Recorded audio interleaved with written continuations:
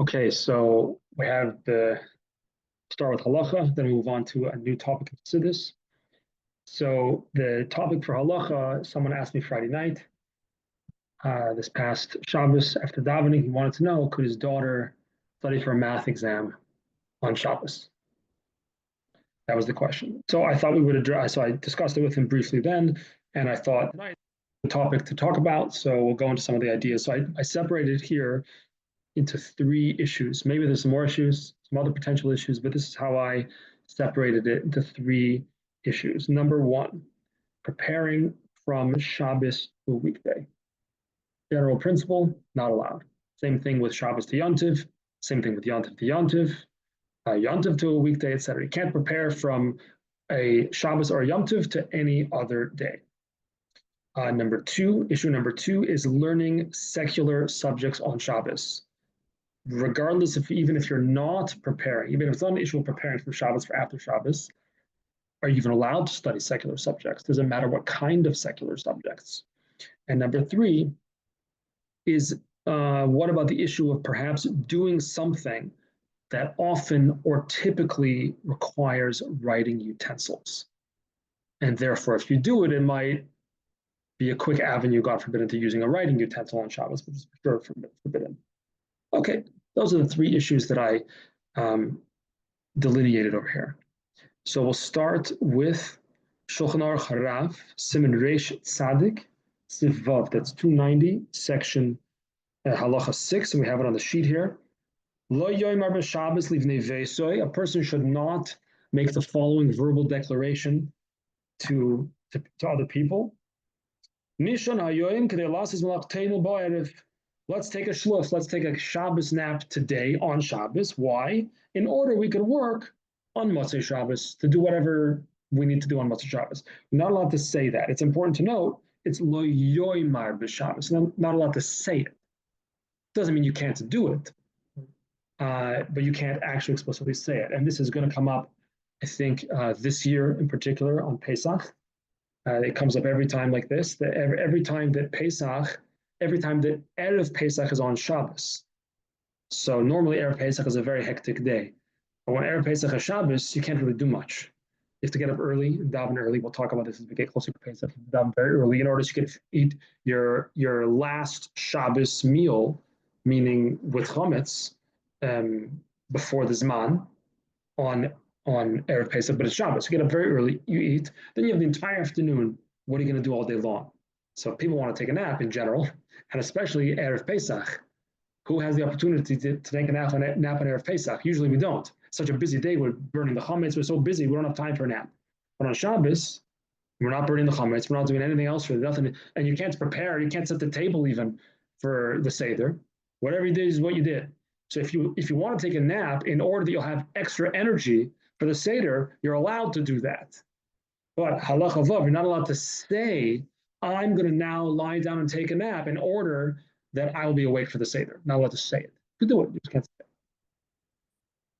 So that's one thing. So if you're going to say, I'm studying now, whatever I'm studying, in order that I could do well on my test after Shabbos, that's a problem to say that. We didn't address whether you're allowed to study for a test yet, but just the very concept of hachana, you certainly cannot make a verbal declaration. It's okay so far? Yeah. Okay, let's move on to the Shulchan Aruch. And we're going to see more of this. We'll read the Shulchan Aruch, and then we'll see more of this in the next source in the Shulchan Aruch HaRav, where he's going to flesh it out quite a bit more. So Shulchan Aruch says, he's pretty unequivocal. Osir lilmod b'Shabbos v'yontov zulas b'divrei Torah. Wow, pretty straightforward. This is Shulchan Aruch Siman Shin Zayin 307 halacha Yud Zayin. It's forbidden to study on Shabbos and Yontiv anything other than Torah. Even vafilu b'sifrei chochmos osir, even books of wisdom, meaning it's certainly not nothing that's forbidden, but wisdom, which we're going to see in the next halacha a little bit more explanation about this. Not allowed to study that either, only Torah. However, says the Maamer, b'yesh shematir, some permit it. So right away we see there are differing opinions. The Maamer is pretty straightforward. He just says it's also not allowed to do it. Okay, yesh mi shematir. Some people permit it, but overall it's also. And according to the rationale of the one who permits reading non-Torah literature on Shabbos, you're allowed to look. What's an astrolab? Is a it doesn't actually here in the English doesn't even say some type of astronomy device. Here, there's a footnote in this nice Shulchan Aruch HaRav that they made. It says that it's an elaborate inclinometer. I'm not sure what that is. Historically used by astronomers, navigators, and astrologers to locate and predict the positions of the sun, moon, planets, and stars. What would be the issue with that? We're going to see. And then the Ramah adds, you're also allowed to, if you're allowed to look into the astrolab, some type of telescope, whatever exactly it is, you're also allowed to move it around. It's not muktzah. You're allowed to move it around. You're allowed to use it. Okay, so we see the Maamer, pretty strict. You're not allowed to learn anything on Shabbos other than Divrei Torah, although he does bring the lenient opinion that permits it. Let's move on to the next halacha. Is also in Siman Shin Zayin, this time not in the Shulchan Aruch, but in the Shulchan Aruch HaRav. And it's Seif Yud Zayin. I'm sorry, I'm just Seif Lamed Aleph. I was looking in the Shulchan Aruch again. Seif Lamed Aleph, yeah. Yeshoimrim. Now, by way of background, in the previous halacha, in halacha Lamed, he's talking about all different types of books. He mentions a book called Sefer Emmanuel. He mentions, I think, Sefer Yosifun. Yeah, he does mention Sefer Yosifun, Josephus, as well, which a history book, basically. Whole discussion of what other types of books are you allowed to read. So he says, for example, Yosifun, which is Josephus, again, he says in Halacha Lamed, which you don't have on the source sheets, but in Halacha Lamed, Mutar Likroy Some Afila B'Shabbos. You can read them. That you can read.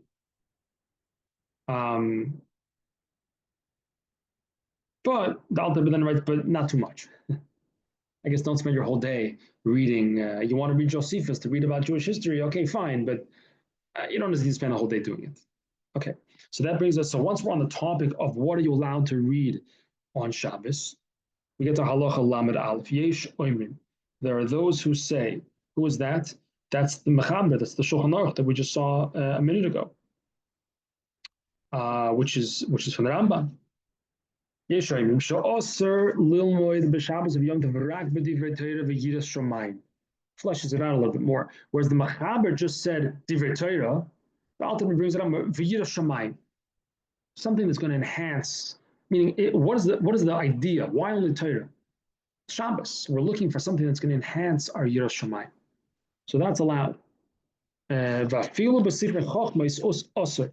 So you're only allowed, it's also to learn anything other than words of Torah, according to this, again, the Shulchan Aruch from the Rambam.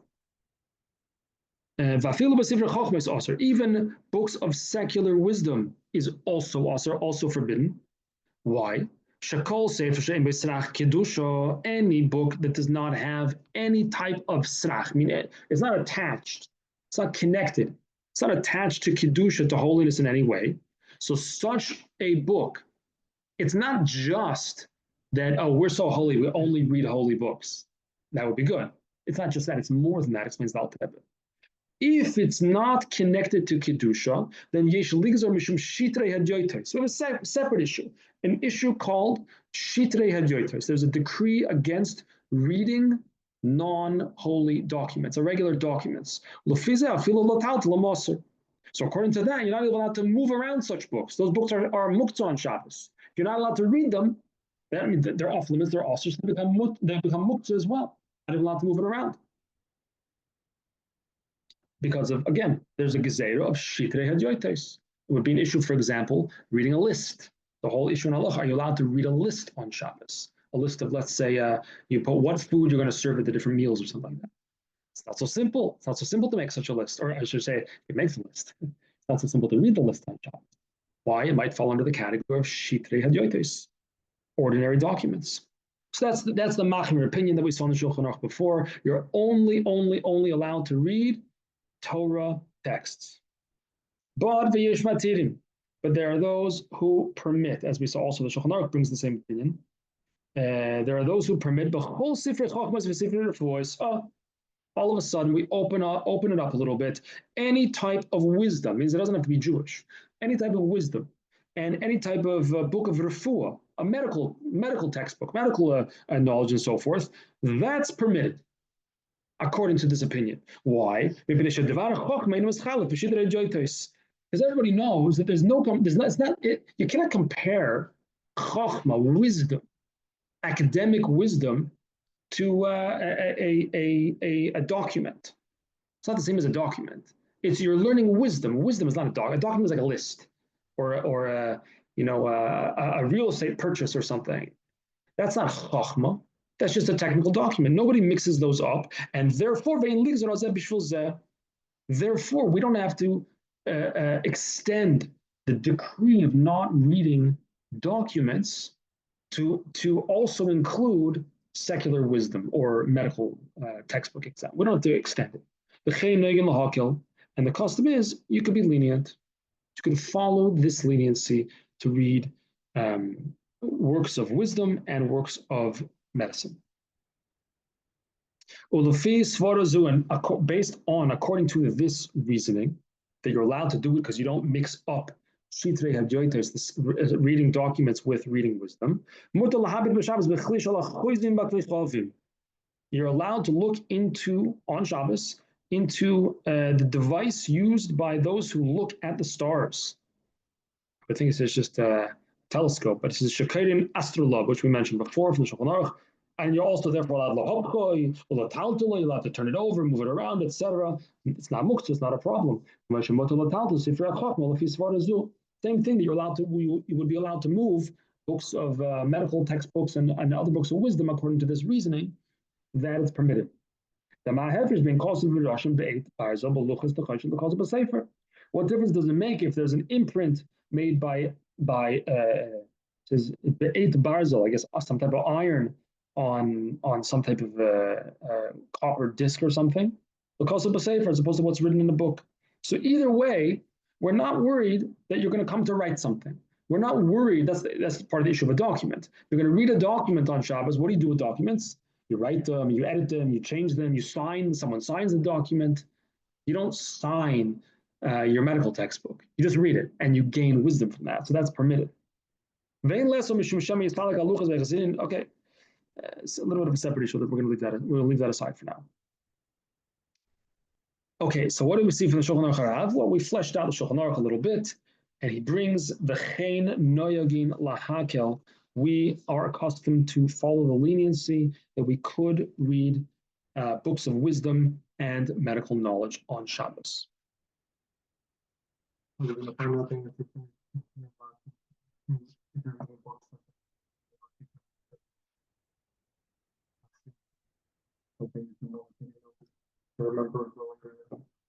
Yeah. So I think that might be a bigger issue. Exactly. That and again, what's the problem with reading a document on Shabbos?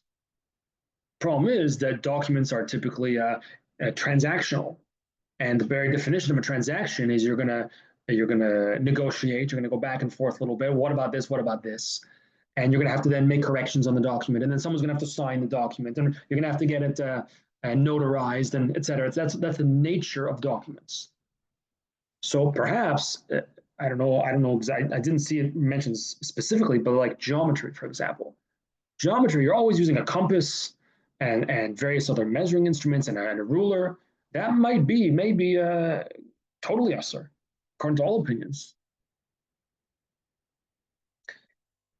Okay, let's look at the next source I brought from the Kaf HaChaim over here. The Kaf HaChaim is Gishmak, he just brings a nice idea over here. We're not going to read the whole piece in the Kaf HaChaim. Also, Siman Shin Zayin, this is Sifkat and Yud Aleph, section 307 in the Kaf HaChaim, section 11. Mutter, so he says, Mutter l'sapron b'Shabbos, that's going on the Shulchan Aruch that we saw before. Oh, no, it's not. It's previous halacha in Shulchan Aruch that I didn't record, actually. V'loi Mishnas Chassidim. V'hanishar, which is I thought I had this. Okay, I have the Shulchan Aruch in front of me. Let's look at the second line in the middle. If someone will guard themselves and not speak divrei choil, weekday mundane words on Shabbos, kodesh omer loy, that's very good, that's very holy. Don't speak anything mundane. People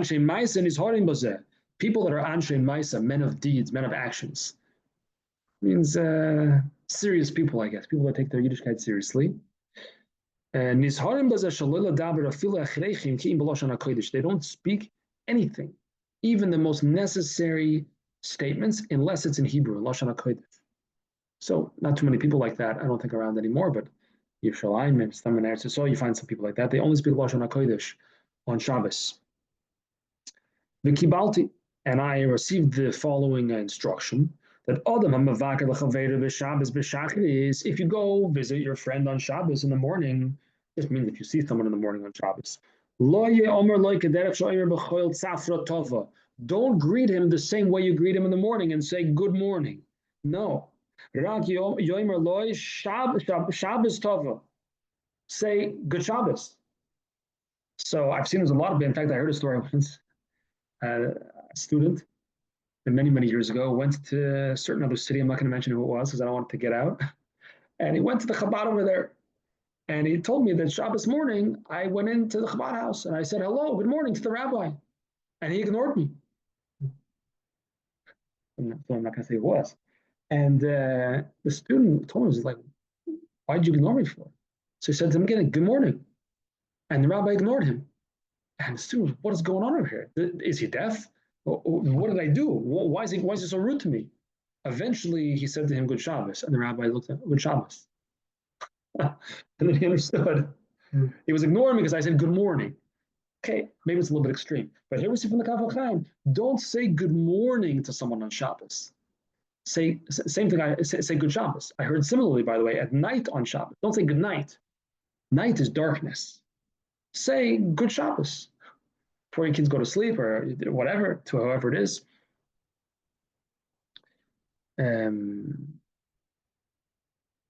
What do we do when we say good Shabbos instead of saying good morning? This is in some ways, quotes from the Shla, this is in some way fulfillment of the idea of sanctifying Shabbos. Rather than saying good morning, we say good Shabbos. Now let's,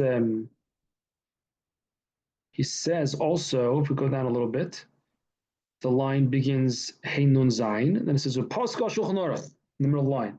The Shulchan Aruch Paskin, and we saw this before. To speak sichas chulin, just mundane words, too much, that's osir. Skip the parentheses. That's extreme. Very extreme. The Zohar says if you speak mundane words on Shabbos, that is desecration of Shabbos. That's chilul Shabbos. That's extreme, but that's what it says. Okay, so that's the Kaf HaChaim. So what are we seeing from this? We're seeing a little bit the idea that Shabbos is not a day for secular conduct, not a day for secular language, for secular study, etc. Now let's bring it to something, the modern halacha we have over here, Shemiras Shabbos Kehilchasa, chapter 28. There's some different printings of I think the sefer went through three versions, I think. And something about the sefer was accepted very, very widely, had tremendous success, this sefer. I have it in Hebrew, I have it in English. Very much recommended for everybody to have the sefer in their home. So chapter 28, it says as follows. We saw that in Shulchan Aruch HaRav before. A person should not say, I'm going to go take a nap in order that I mean, you could say, take a nap. You can't say, I'm going to take a nap, I shouldn't be tired by Shabbos. You can't say that. Then if I take a nap now, I'm going to be wide awake. I'm going to be able to do all the things I want to do Matzah Shabbos. Don't say that. Nevertheless, he spells it out clearly. You can sleep though. The issue is not with the sleeping. Even if really, he spells it out explicitly. That even if your intention in sleeping is to have energy, to be awake Motzei Shabbos, that's allowed. Just don't say it. And again, that will relate to Erev Pesach this year as well. Take a nap, encourage your family to take naps if they can. Just don't say, go lie down so that you can be awake, so that I can be awake for the Seder. But on the contrary, this year we have a unique opportunity to go into the Seder rested. When do we get that opportunity? Usually by the time the Seder comes, I don't know about you, but I'm ready to go to bed already. I'm exhausted. It's an exhausting day. This year, some people they freak out a little bit with the halachas, the preparation. It's taka a little bit more complicated. Although I made a sheet, halacha, Kitzur halacha sheet. The last time it was like this, which I think was the first year of COVID. I think it was 2020, I think, or 2000, whatever it was. So I'll share that sheet happily with anybody again who wants that. But the benefit is you could take a nap and you go into the Seder fully rested. It's great. Yeah. Okay. So that was Sif Pei in chapter 28 in the Shemiras Shabbos Kehilchasa. Let's look at the next one, and here we're going to take a look at the footnotes too. Tzadik base. Mutar lilmad b'Shabbos gam devarim shetzorich lahem liyom hamachris. You are allowed to study things, to learn things on Shabbos that you don't even really need for that day per se. That's not really considered hachana. That's not considered preparing from Shabbos to the weekday. Why not? Because you're gaining knowledge. You want the knowledge for tomorrow, for Sunday, for Monday, whatever it is. No, but right now I'm gaining knowledge, and that in and of itself is beneficial to me now, and therefore it's permitted. Again, if I would state, I'm going to now read this book because I got a test tomorrow. Even maybe you have a test in Shulchan Aruch tomorrow. Doesn't matter. You can't declare that you're preparing, that you're reading it now in order for tomorrow. Just read it now. The only reason you're reading it is for tomorrow. That's okay. You're benefiting now as well. Now, what does this mean exactly? That I'm allowed to learn things on Shabbos that I don't really need today. What's he referring to? Torah or also secular subjects? So let's take a look in the footnote here, Reish Chof. Umistapik hagoyin the Shemiras Zaman Auerbach Zatzal. So Shemiras Zaman Auerbach with this sefer is he didn't actually write it. It's written by someone named how to pronounce his name? I was going to say Neuwirth, I think. Whatever, however you pronounce his name. Based on the Piskei Dinim of Shlomo Zalman Auerbach, one of the great poskim, he was mistapik. He was a little bit uncertain. Does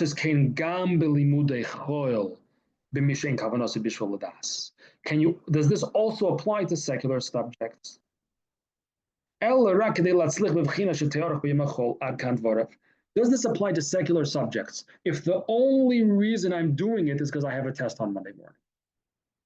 Even though ostensibly, if I'm going to learn math right now, I'm benefiting right now too. So for Torah, we say, even if you're studying for an exam in Gemara in school on Monday, you could study for that exam on Shabbos. Again, don't state that you're doing it for after Shabbos, but you're benefiting now. Does this also apply to secular subjects? Arbach left it as the topic, uncertain. And then it says, but one thing's for sure. A person for sure has to know what is Torah for? What is Shabbos for? Not for secular studies. Shabbos is for Torah. Torah Hashem Tmima. And let's look at also footnote the Reish Chof, the next footnote. Why are you allowed to study even Torah if really you're not studying for today, you're studying because you have an exam on Monday? Maybe for Torah, it should also not be allowed. That's who you tricking. This is no. Because the very limud in and of itself, the very learning, serves a purpose, a function right now. Well, that's makosa b'sefer. Now you're going to know what it says. Even though your real intention is for tomorrow. But by Torah, that's okay, because what you're learning right now is valuable to you right now as well. Does that apply to secular subjects? Not so 100% clear. So what's the conclusion? What's the psak din? What's the halacha? Someone says to you, can I study for my math test on Shabbos? And again, maybe math is even more problematic, maybe, because maybe you're going to use a protractor and going to have to draw diagrams, maybe do an algebra equation. That might be even more problematic. So you're allowed to read a history book to study for your exam. What's the answer to the question? It's definitely not ideal. Right? You're not even supposed to say good morning, says according to Kaf HaChaim. Not even supposed to say good morning. And the Maamer Shulchan Aruch writes explicitly, Osir lilmoid b'Shabbos zulas di b'divrei Torah. You're only allowed to read Torah on Shabbos. That's what the Shulchan Aruch says. Okay, some permit it. But if one could avoid it, it would certainly be preferable. Questions, comments?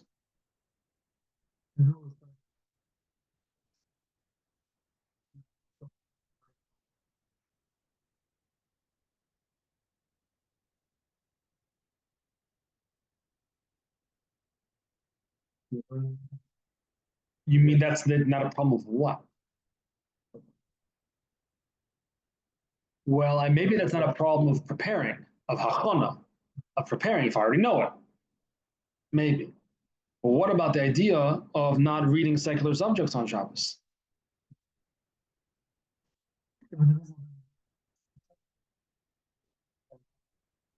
Yeah. Come to do business. What if you're reading the snapshots like a novel? So that's also the Alter brings in the previous halacha we don't have on the page here, but you can take a look. So that if it's chachma or if it's refuah, the Alter brings clearly that where was it? Why can't I find it? We could be lenient. Says you could be lenient to read. Correct, and then he concludes, okay. We're lenient. What about novels?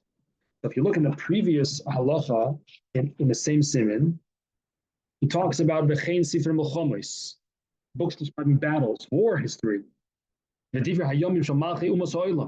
his history books of non-Jewish kings, like parables, mashalim shosichas chulin. It's translated here, prose and parables of ordinary wisdom, such as Sefer Immanuel. I remember when I first learned that, I was Googling Sefer. What is Sefer Immanuel? I don't know what it is exactly. Some book. Footnote here says it was a book of secular wisdom written in rhyme by Emmanuel of Rome, a Jewish Renaissance thinker from Italy. He was Jewish. So such books, books describing wars and history books of non-Jewish kings and prose and parables of ordinary wisdom in the book of Emmanuel. And for sure, Divrei Cheshek, what's it called? Love stories, romantic novels. That for sure also likros and mishalim. For sure is also, no question. Even even to look at it without even reading, you want to just flip through it or something, that's also awesome.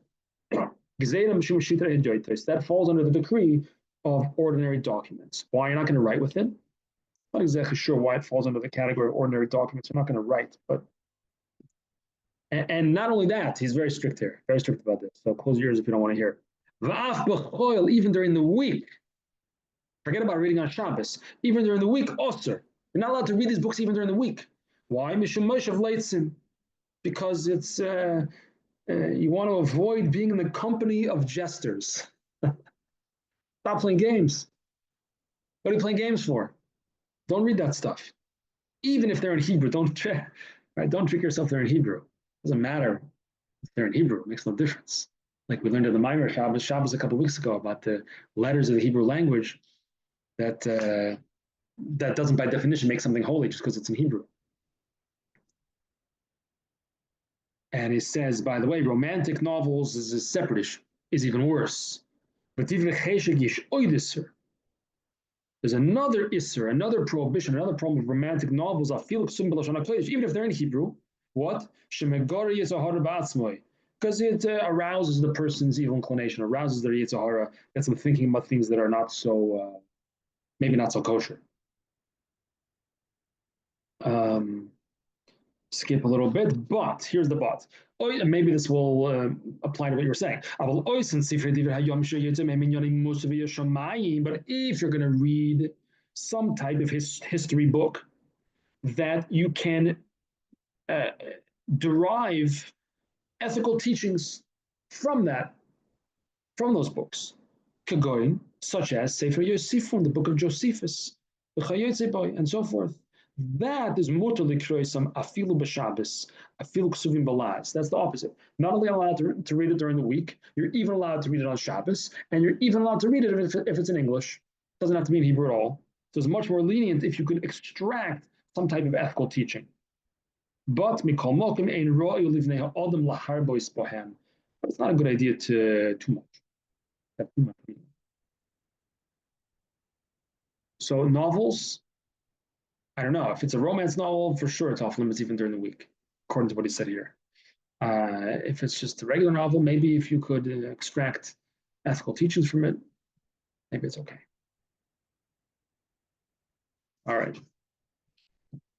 Let's start a new Maamer. I have a few copies of it here.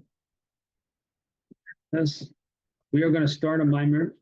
I debated in my mind what we should start now that we've finished the previous Maamer we were doing. I thought about this one. This is a classic Chabad Maamer. So maybe it's familiar, maybe it's not familiar. But I thought it would be a good place to start. It's not too long. It's very foundational.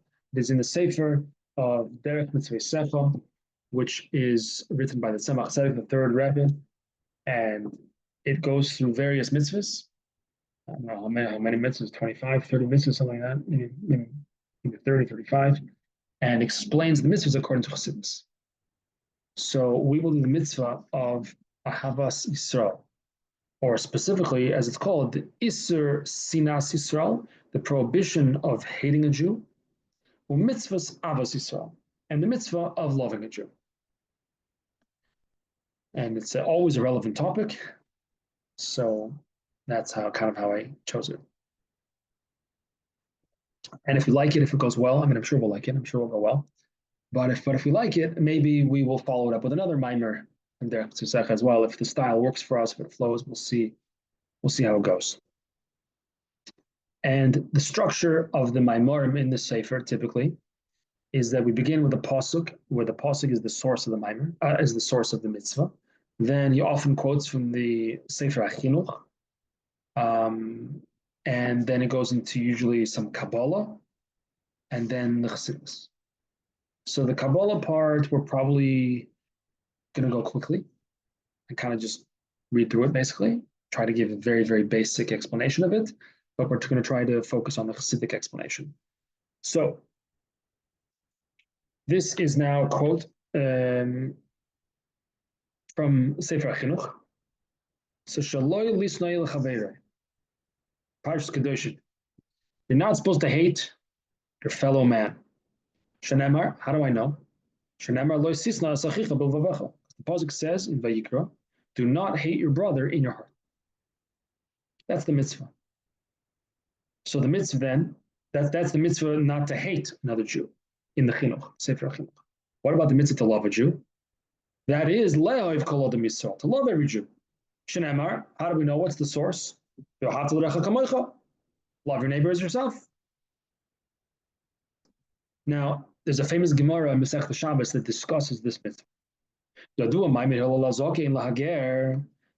is maybe one of the most well-known statements in the entire Gemara, that Hillel, a potential convert, approached Hillel and Shammai and said to them, please teach me the entire Torah while I'm standing on one foot. I'd like to convert, but I need to know what's the Torah all about. But I don't have time. I'm very busy. Teach it to me while I'm standing on one foot. Which I guess means that there's only so long you can stand on one foot for. My time is limited. Your time is limited. Give it to me quick. What's Torah about? What's Judaism about? Shammai says, get out of here. I don't have patience for you. What are you talking about? The Hillel says as follows: Da'alach sonei, that which is hateful to you, l'chavrach lo savid, don't do to someone else. That which is hateful to you, don't do to someone else. Notice right off the bat that even though the pasuk says v'ohavta l'recha kamoicha, love your neighbor as yourself, the pasuk expresses it in the positive. But Hillel flips it and expresses it in the negative. He doesn't say love that other guy as you would love yourself. He could have said that. He says what you don't like, don't do to someone else. He expresses it in the negative. What you don't like, don't do. So I just want to point that out right away. We're going to deal with that later, God willing. And he says, this is the entire Torah. The rest is commentary, zil gemor, and now go learn it. So Hillel was asked to encapsulate the entire Torah. This is like the number one elevator pitch. I'm standing on my feet, got a few seconds, tell me what it's all about. I'll tell you what it's all about. What you don't like, don't do someone else. Everything else is commentary on that. Now go learn the rest of the stuff. So this requires clarification. What's going on over here? I can understand that the mitzvah of loving another Jew is very, very critical when it comes to the mitzvahs bein odom lachaveroi, between man and man. But what about the mitzvahs of al mitzvah shebein odom lamokoim, Michael and Maamer? But what about when it comes to mitzvahs between me and Hashem? If I eat kosher food, that's my business. That's not your business. And it doesn't affect you. What does it have to do? Ahavat Yisrael. That's the whole Torah. Me keeping kosher is Ahavat Yisrael. What does it have to do with it? What I do in the privacy of my own home is Ahavat Yisrael. What does it have to do with anything? Between man and God is not connected to Ahavat Yisrael. Ahavat Yisrael is between you and me. So that's the question. How could Hillel say the entire Torah is this one mitzvah of Ahavat Yisrael, which again he reiterates in the negative. What you don't like, don't do to someone else. How again that makes sense regarding mitzvahs bein adam lachavei, right? What about bein adam lamalkim? Keeping Shabbos. What does it have to do with you and me? I keep Shabbos. You can. It's not your business. Not my business. We each do our own thing. And especially, especially it says in Eof that regarding Hashem, if I act righteously, what do I give Hashem anyway? He needs me to act in a certain way. You need me to act in a certain way. You want me to be nice to you. I want you to be nice to me. It makes a difference. If you don't treat me nicely, I feel bad. It affects me. Hashem's affected by how I act. Hashem is beyond humanity. Hashem's not affected by what I do. If you act righteously, what have you given him anyway? Does it matter to him? Does he even notice? As is known. So it's strengthening the question. What does Ahavat Yisrael have to do with mitzvahs bein odom lamokim, between me and Hashem? And furthermore,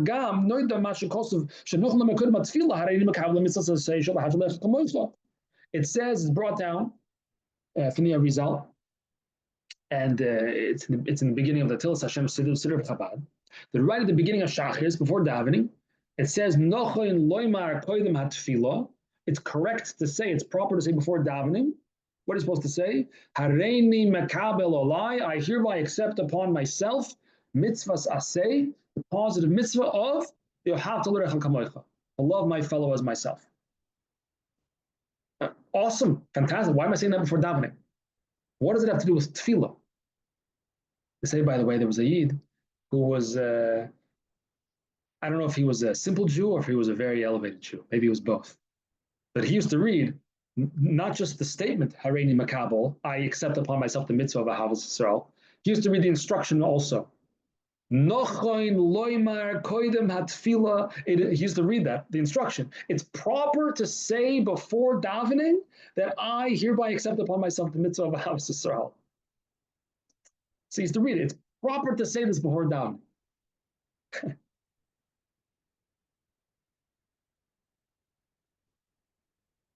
Why do we say before davening? It's a fundamental principle. It's a foundational principle in serving Hashem. But again, why before davening? So we have to understand what is going on here. What is this mitzvah really all about? Okay, so that's the introduction of the Maamer. Now we get into the Kabbalah. In the time in mitzvahs Parshas Kedoshim, in the time in mitzvahs of the Arizal, Parshas Kedoshim, Kosav Arizal, V'zel Shoni. The Arizal writes as follows, and this is from Sefer Gilkulin. Kol Yisrael Soid Guf Echad, Shal Nishmas Od Marishan. The entire, on a mystical level, the entire Jewish people are Soid Guf Echad, one body. Kanoi Datzlein, as we know, as is written by us, by the Kabbalists. So the Jewish people are likened to a body. The Chol Echad Misol Ever Prati, and of that body, each Jew is one limb of that body, which is, as he says, Nishmas Adam Harishon, which is the neshama, the soul of Adam Harishon. We're all contained and included in that soul, which is likened to a body, and each Jew is a different limb on that body. And that explains a halachic idea called arvus. A while ago, we learned some halachas of Kiddush. A little bit. We went through that a little bit. The idea that can you say Kiddush for someone else? We had a whole discussion. What level of obligation do you have? Did you already say Kiddush? Did you not say Kiddush? We had a whole discussion about it. Why can I make Kiddush for you at all? Make your own Kiddush. Why am I allowed to make Kiddush for you? How does that? What's the mechanism? So there's a concept in halacha called arvus. I guess you call it in English like a guarantorship, a guarantor. That I can do at least certain things in halacha on your behalf, for you, instead of you. Why is that? So explains now according to Kabbalah. Umizehu arvus. She'odem orev bishvil chaveira imechto. So here, he explains it in a spiritual concept, but halachically as well, a person, we each have a mutual responsibility for the other. Why? Because we're guf echad. We're actually one body. So it's like my hand making Kiddush for my other hand. Of course, I can make Kiddush for my hand. It's part of me. So can I make Kiddush for you? Of course I could. You're part of me. I'm part of you. We're going to discuss that more later. But here he says it's even more than that. It's not just that I'm allowed to do something positive for you. I'm also responsible that I'm also responsible if another Jew sins, because we're intrinsically connected. I can't say, no, it wasn't me that smacked you. It was my hand that smacked you. What are you talking about? That's you. No, it was just my hand. That doesn't make sense. So if chas v'sholem, a Jew sins, I bear some level of responsibility for that. Now that's a tall order. So yeah, that's maybe something for tzaddikim to really connect to. We could learn about it. We could know that it's the truth, that we are all interconnected. We're all part of one body. But practically speaking, most of us, what are we going to do about that? But the Arizal went out of his way to do something about it. What did the Arizal do? The Arizal would therefore say Ashamnu, Bogadnu, Gozalnu. He said all of the viduim, all the confessions, for all sorts of crazy sins. He didn't do a single one of those sins. He was a tzaddik gomer. He didn't do any of those sins, but he said it anyway. He said the confessional of Tachanun with all the sins, even though he didn't chas v'shalom actually transgress any of them. Why? Because all Jewish people are one entity. So the Arizal, who was in tune with the Jewish people, felt, I guess, in some capacity, the sin of another Jew. So he had to say, Hashamnu, Bogadnu, Gozalnu. He had to confess for that sin. He had to do tshuva for that sin because he was so connected in a revealed way. He felt the sin of the other Jew. So he said tachanun for that, even though he himself didn't do it. So we see from here this mutual responsibility, this interconnectedness from one Jew to another, like one hand to the other hand. Is your right hand connected to your left hand? I mean, it's not glued together. but it's all part of one unit, all part of one body.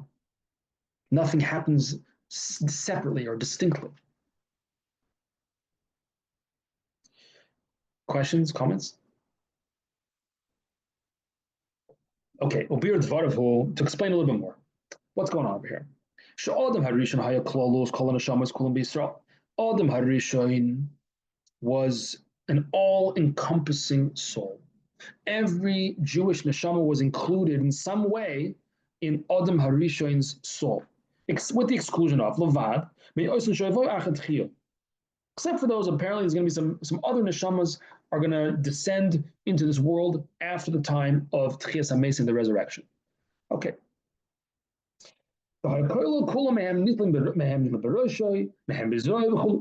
So just like we have a human body with different limbs in different parts of the body, and they're all connected one to the other, they're all called a body. So too Adam Harishon was like that body. It encompassed all souls, all neshamas. Some were connected to his head. They corresponded to his head. Others corresponded to his arm, etc. So each neshama has its place, if you will, in the body of Adam Harishon. That, in fact, is why he had the name Adam. What does Adam mean? Man, Adam. No, but in Lashon HaKodesh, in Hebrew, we see a deeper insight. Adam is Edom Elyon. Adam means Edome, similar. I will resemble the one above. Edame, Dome, similar, Le'elyon, to the one above. Because that's what he does. He resembles the one above. That's what all of us do. Adam was an all-encompassing soul. So here we get to the Kabbalah. And Adam Harishon was derived from what he calls Adam de Le'ela, the man above, or the sublime man, who included all the 10 sephiros in what's called a partzuf. Partzuf means a face, Aramaic word. Partzuf means a face, and that generally speaking refers to the 10 sephiros as they exist in the world of Tikkun, which we're going to discuss a little bit now, the world of Tayu and the world of Tikkun. It refers to the 10 spheres as they exist in the world of Tikkun, meaning Tikkun is a world with 10 spheres, where each of the spheres occupies its own distinct place. At the same time, each of the spheres in Tikkun are interconnected and interrelated one to the other. So just like on your face, again, the term in Kabbalah is the parts of the face. Just like a face has 2 eyes, 2 ears, a mouth, a nose, etc. Each thing has its place, but they all interact and work together. Similarly, in the world of Tikkun, there's these 10 spheres, but they're all part of one whole, if you will, one organic whole. And the pasuk says in Shemais, B'ni b'chayr Yisrael, my firstborn son Israel, meaning that just like this, we are called B'ni b'chayri, Hashem's firstborn son. So just like a son, a child resembles the father, he looks like the father and the mother too. So too Adam Harishon, which, or rather, so too we, the Jewish people in general, we resemble Edameh Le'elyu, we resemble the one above. We resemble this sublime man, this one above. So we also have these spheros, this tikkun, this world of tikkun, which we're going to discuss this more a little bit. So elsewhere it says, again, more Kabbalah, we'll try to explain it a little bit, that Adam Elyon is the name, corresponds to Hashem's name of Ma, Memhe. What's the Shem Ma? I think we've touched on this before in one of the Shabbos morning Chassidus Shurim, I think, that you have the Shem's name, the Yud Kei Vav Kei. Yud and Hey and Vav and Hey. We know Yud is Gematria 10, the Hey is 5, the Vav is 6, and the last Hey again is 5. That's Gematria 26. However, there are other modes of Gematria as well. One of the modes is called the Milui. Milui means when you take a letter and you spell out the way it sounds. So a Yud is worth 10 in Gematria. But if you write the word Yud, that would be Yud, Vav, Dalet. Yud is 10, Vav is 6, Dalet is 4. So it's 10 plus 6 plus 4. So Yud, instead of being worth 10, is actually worth 20 in Gematria, according to this process of Milui. Now, when you get to Hey, the question becomes, how do you spell Hey? So you could have Hey Hey, Hey Yud, or Hey Aleph. So when you spell Hey in the Milui with an Aleph, So you have Yud, Yud, Vav, Dalet, Hey, Hey, Aleph, etc. When you use the Aleph to fill out the word Hey, that gematria is Ma, 45. That's called the Shem Ma, which corresponds to the world of Tikkun. Ma is 45, is also the gematria of Adam. Aleph is 1, Dalet is 4, Mem is 40. It's 45 again. So Ma is representative of man. Ma is one of the names of Hashem, or it's the gematria, this gematria type. Ma itself is not the name, but when you spell it out like that, that's one of the names. And furthermore, Ma corresponds to the word of Tikkun, which is the concept of Bittul. Ma represents Bittul. How does that work out? So that's why in the world of Tikkun, you can have the different spheros, and each sphere can include one the other, and everybody gets along, so to speak. Every book has its place on the shelf. Your eyes go here, and they don't bother your nose, so to speak. Everything has its place. Whereas in the world of Toihu, the spheres are, so to speak, fighting with each other almost, because there's no bittul in the world of Toihu, or in a certain sense, there's no bittul in the world of Toihu, and therefore the spheres, if you will, clash, and you end up with Shemiras Shabbos, with the so-called shattering of the vessels. There's other reasons for that happen as well. But in any event, here we're saying the Shema is also the concept of Adam Ha'elyon, sublime man, the Tikkun. That in the world of Tikkun, the 10 spheres are all interconnected and interrelated. Chesed contains Gvura, Gvura contains Chesed, etc. All the spheres are all interconnected. But Toyu, but in Toyu, no. In Toyu, there's Piru, there's separation, there's division. Each one is positioned under the other. Each of the spheres, there's no interconnectedness. But in Tikkun, everything is arranged in the so-called Partsuf, and everything has its place, everything's interconnected, and the spheres, therefore, so to speak, stay as they are. But again, in Toyu, it doesn't last. There's Shemiras Shabbos. So how do we get this interconnectedness in the world of Tikkun? Well, again, more Kabbalah. It comes from Shem Ma, which is drawn from the forehead. What's the forehead? Shubachinas Ein Sof, that is the infinite light. Try to explain a bit in a second. Shubachinas Ein Sof, this is the Shema, which is the Ein Sof, the infinite light. That includes all of the Seder Hishtalshulus, the process of the progression of the creation of the worlds, and all the Nimtsoim, all the created beings that are in those worlds. Ki mimcha kol ksiv, as the pasuk says, mimcha hakoil, all things come from you. So the mitzvah, again, we're just going to try to go through the Kabbalah quickly. Shem Ma in mitzvah says the Shem Ma from the mitzvah, from the forehead. So in general, you have the midos in the spheres, and you have the moichin, the intellect. You have the emotive traits and the intellect. The intellect is chachma, bin, and das. But there's also something, and that's represented by the brain, which is inside the skull. But then around the brain, you have a skull. And specifically, you have the mitzvah, you have the forehead of the skull. So the skull in general is representative not of chachma, bin, and das, not of the intellect, but of keser. Keser is the crown, if you will, that is higher and transcending even the intellect. Keser is the will and the pleasure that are found in the soul. And specifically, the forehead has no hair. I mean, I don't have much hair anyway, but they say grass doesn't grow on a busy street. So, but the forehead has no hair.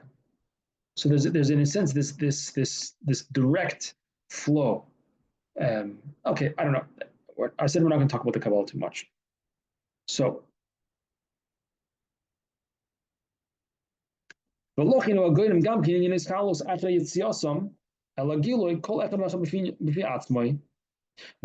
this Shema, which is related to the Ein Sof, brings about an interconnectedness of all the spheres in the world of Tikkun, even after, or specifically after, they each have their own place. Chesed is Chesed, Gvura is Gvura, but they all are interconnected and interrelated.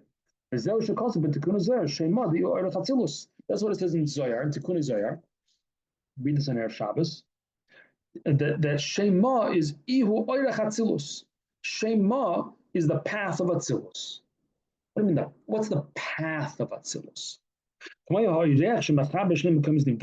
Just like a path connects two separate places, so too Hashem's name of Ma is like a path, and then it connects all the different elements within the world of Atzilus. Ayin Sham Barucha. So go look over there in Tikkun Zohar to see more about that. The Bir Maamer Zohar, Parshas Yisro, the Chol Yiminu Torah, okay, etc. So similarly, and we'll try to wrap up with this. While there is a Yuvon Gam came, but Shabbos Yisrael. So this all again. Now that we went through some of the Kabbalah, we can understand similarly with the Jewish people. Shehem Koima Shlema Biyachad. We are one unit, one entity. The Hainu meaning Nishmas Adam Arishin Shiklolusam. We are all found within the soul of Adam, who is our general Klolus. He's all embracing, all encompassing of all Jewish souls. Even though the soul has 248, so to speak, distinct limbs, which nowadays I don't know if that's a medical statement or a spiritual statement. Even though there are distinct limbs of the body, you have your right hand and you have your left hand, you have your foot, you have your nose, etc. So too there are distinct Jewish people. You're not me, and I'm not you. So there's distinctions. But nevertheless, but all the parts are interrelated and interconnected. So to us, even though we are distinct, and in the parts of, in the Adam HaElyon, we each have our own distinct place, so to speak. As I mentioned before, some souls derive from the head, from the foot, etc.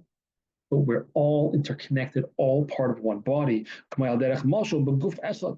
like in one actual physical body.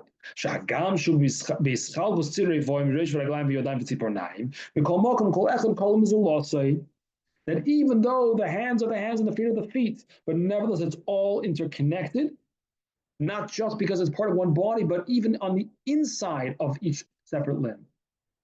There's an interconnectedness. Even on the inside, the hands have something from the foot because there's veins running through the whole body that are carrying blood through the entire body. So your hand has something that you're from your foot. The blood courses through all the veins. All the other limbs. It's not such a good place to stop. I don't know where we're going to stop exactly.